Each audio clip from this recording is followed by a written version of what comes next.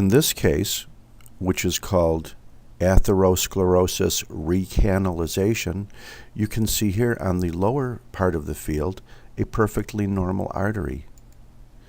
It has a nice thin wall, it's uniform, you don't see plaques, you don't see calcium.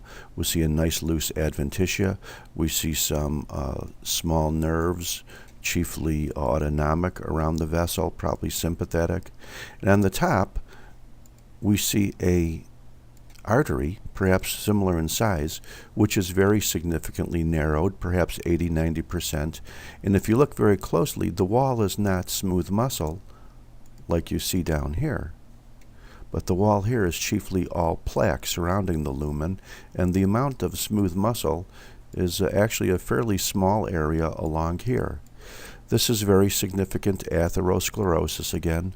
Please notice at offhand it doesn't look like you see much calcium, but look, perhaps I can convince you. Oh, I don't know, these may be cells rather than calcium.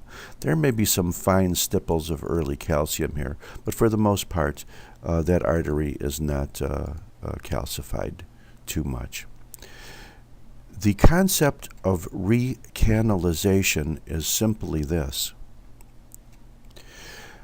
Very often, the plaques, and here's a huge plaque involving a very significant portion of a large artery, very often these plaques are recanalized. And what does that mean?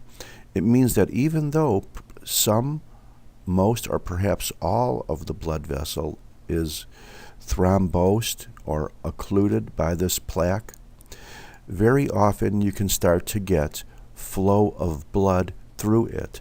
That is recanalization. It's a normal reactive process, and it occurs very often. And not only is this a recanalized area within a large plaque, but you can see that there is some, probably degenerated blood or further plaque within here. So the only thing I wanted to demonstrate in this, because it's called recanalization, is the concept of recanalization.